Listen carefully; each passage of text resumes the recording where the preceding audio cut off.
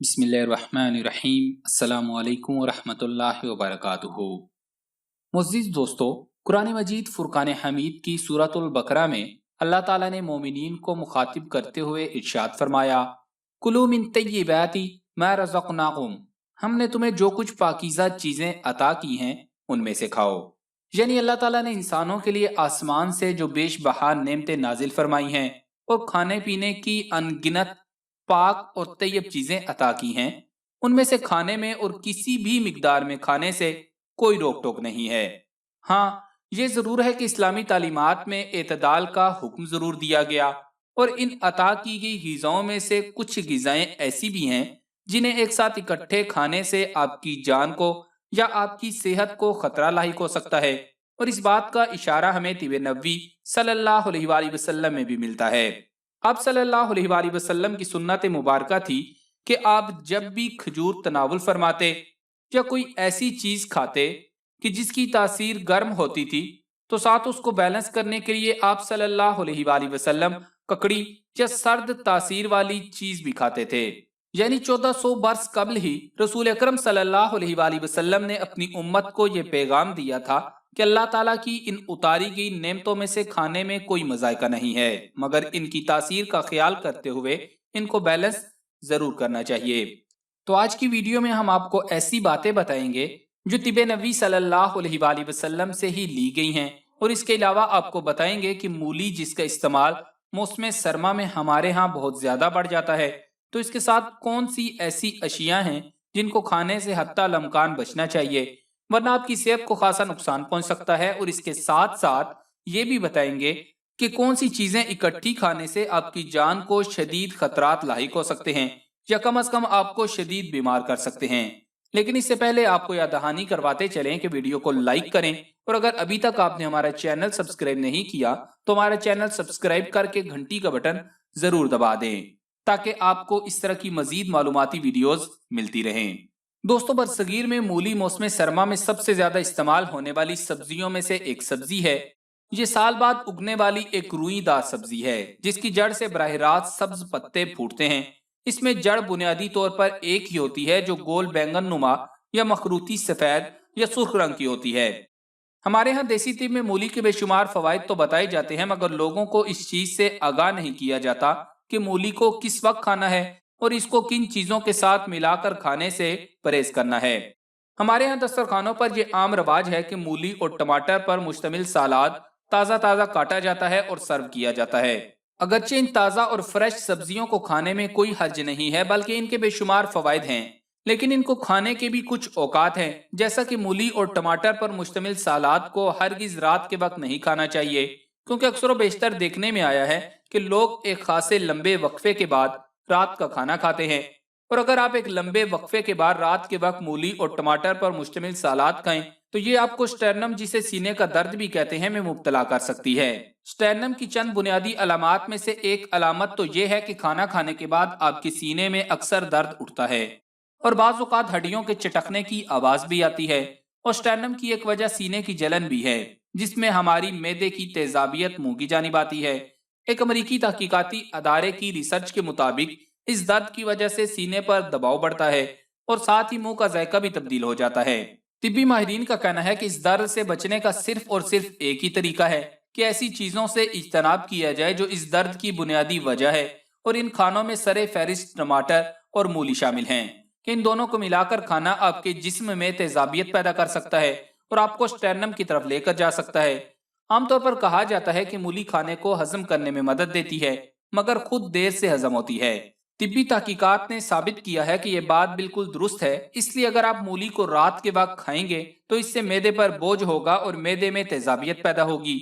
इसी तरह तिब्बी माहिरीन का कहना है कि मूली खाने के बाद या इसके साथ दूध का इस्तेमाल नहीं करना चाहिए, क्योंकि दोनों की तासीर बिल्कुल मुख्तलिफ है और ये मैदे में जाकर नुकसान का बाइस बन सकती है। ये बात याद रखें कि तिब मशरिक में किसी भी चीज के तीन मुमकिन खास होते हैं: सर्द, गर्म और मोतदिल। अब दूध की तासीर सर्द है, लेकिन अगर इसके साथ कोई ऐसी चीज खाई जाए जिसकी तासीर इसके बिल्कुल बरक्स है, तो हिकमत और आयुर्वैदिक तरीका इलाज के मुताबिक ऐसी चीजें खाने से आपके जिस्म में जरूर रिएक्शन होगा, जो जिस्म पर सफेद और बदनुमा धब्बों के अलावा مختلف قسم کے الرجی اور بخار کی شکل اختیار کر سکتا ہے۔ اسی لیے روایتی طور پر طبی ماہرین مولی کے ساتھ دودھ کے استعمال سے دور رہنے ہی کا مشورہ دیتے ہیں کہ آپ کا معدہ کسی کیمیکل ری ایکشن کا شکار ہو کر آپ کی صحت کو خراب نہ کرنا شروع کر دے۔ اس کے علاوہ میڈیکل ریسرچز یہ بھی بتاتی ہیں کہ مولی کے ساتھ مچھلی کھانے سے بھی پرہیز کرنا چاہیے۔ اگرچہ اس کمبینیشن کے کوئی بہت شدید نقصان تو نہیں، مگر ان دونوں کو ہضم کرنے کے لیے آپ کے معدے کو ڈبل محنت کرنا پڑ سکتی ہے اور معدے کی گرانی، گیس، ٹربل اور دیگر بیماریوں کی طرف لے جا سکتی ہے۔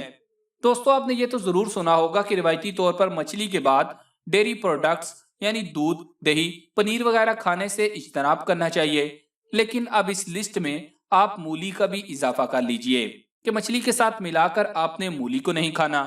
دوستو، ہم نے مولی کے حوالے سے آپ کو 3 باتوں سے آگاہ کیا۔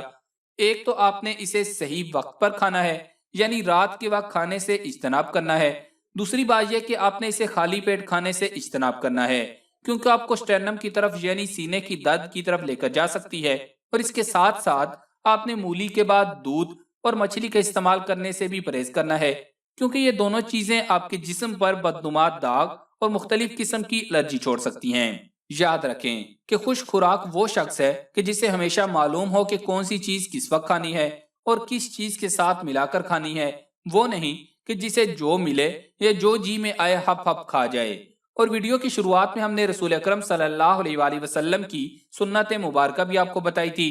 کہ جب بھی وہ کوئی گرم تاثیر والی چیز یا کھجور وغیرہ کھاتے تھے تو اس کو معتدل کرنے کے لیے ہمیشہ اس کے ساتھ سرد تاثیر والی چیز یعنی ککڑی وغیرہ ضرور تناول فرماتے تھے۔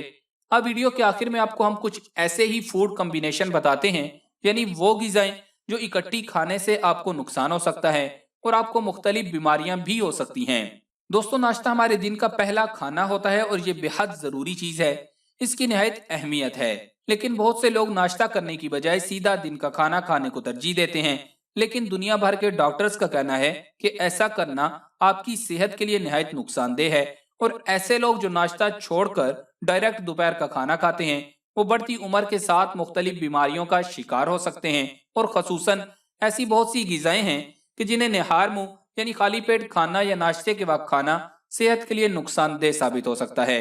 ہمارے یہاں اکثر رواج ہے کہ موسم سرما اور گرما میں دہی کا استعمال ناشتے کے وقت کیا جاتا ہے، تو آپ کو بتا دیں کہ میڈیکل ریسرچ یہ بتاتی ہے کہ خالی پیٹ دہی کھانے سے پیٹ میں ہائیڈروکلورک ایسڈ پیدا ہوتا ہے جو آپ کے معدے اور پیٹ میں موجود لیکٹک ایسڈ بیکٹیریاز کو ختم کر دیتا ہے، اور ان لیکٹک ایسڈ بیکٹیریاز کا شمار جسم کے لیے مفید بیکٹیریاز میں ہوتا ہے۔ یہ غذا کو ہضم کرنے میں بھی مددگار ثابت ہوتے ہیں، اسی لیے دہی خالی پیٹ کھانے کی بجائے کچھ کھا کر تھوڑے وقفے کے بعد کھایا جائے تو بہتر ہے۔ اور وہ لوگ جو کھانا لمبے وقفے کے بعد کھاتے ہیں اور سیدھا سلاد پر ٹوٹ پڑتے ہیں، انہیں بھی بتا دیں کہ کچی سبزیوں میں امینو ایسڈ زیادہ مقدار میں موجود ہوتا ہے، اسی لیے ان سبزیوں کو نہ تو نہار منہ کھایا جائے اور نہ ہی لمبے وقفے کے بعد۔ جب آپ کا معدہ بالکل خالی ہو تب کھایا جائے، اور کوشش کیجئے کہ ابلی ہوئی سبزیاں استعمال کریں، اور کولڈ ڈرنک کا استعمال تو ویسے بھی نہیں کرنا چاہیے، لیکن اگر آپ کے 2 کھانوں کے درمیان لمبا وقفہ ہے اور آپ کا معدہ خالی ہے تو کبھی بھی خالی پیٹ آپ کو کولڈ ڈرنک نہیں پینی چاہیے، کیونکہ یہ معدے تک پہنچنے والے خون کی رفتار کو سلو کر دیتی ہے، تو اس کے باعث آپ کے کھانے کو ہضم کرنے میں نہ صرف دیر لگے گی بلکہ آپ دیگر مسائل کا بھی شکار ہو سکتے ہیں۔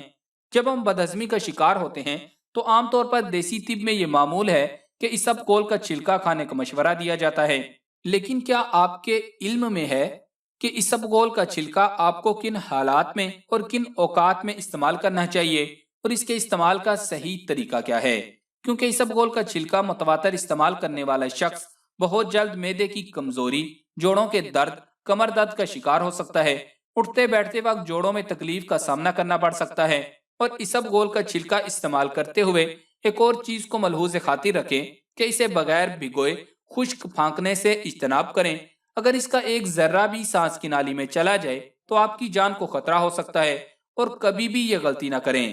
کہ اسبگول کے چھلکے کو کسی اور دوائی کے ساتھ ملا کر نہ کھائیں، یا اسے گرائنڈ کر کے کسی اور چیز میں ڈال کر کبھی بھی استعمال نہ کریں، کیونکہ اس طرح اس کی تاثیر بدل سکتی ہے اور یہ زہریلے اجزاء میں تبدیل ہو سکتا ہے۔ اس بات میں کوئی شک نہیں ہے کہ معدے کی تیزابیت ہو، معدے کی گرمی ہو یا شدید قبض ہو، ان حالات میں اسبگول کا چھلکا استعمال کرنے سے فوری افاقہ ہوتا ہے، لیکن اس کے متواتر اور مسلسل استعمال سے پرہیز کرنا چاہیے اور اس کو ہمیشہ درست طریقے سے استعمال کرنا چاہیے جو ابھی ہم نے آپ کو بتایا ہے۔ ہمیں آپ سے پوری امید ہے کہ آئندہ چیزیں کھاتے وقت آپ ان باتوں کا ضرور خیال رکھیں گے اور ایسے فوڈ کمبینیشن سے اجتناب کریں گے جو آپ کے لیے نقصان دہ ثابت ہو سکتے ہیں۔ تو چلیں اس ویڈیو کو صدقہ جاریہ کی نیت سے زیادہ شیئر کریں تاکہ اور لوگوں تک بھی یہ مفید معلومات پہنچ سکیں، اور ویڈیو کو لائک کرنا مت بھولیے گا۔ جزاک اللہ۔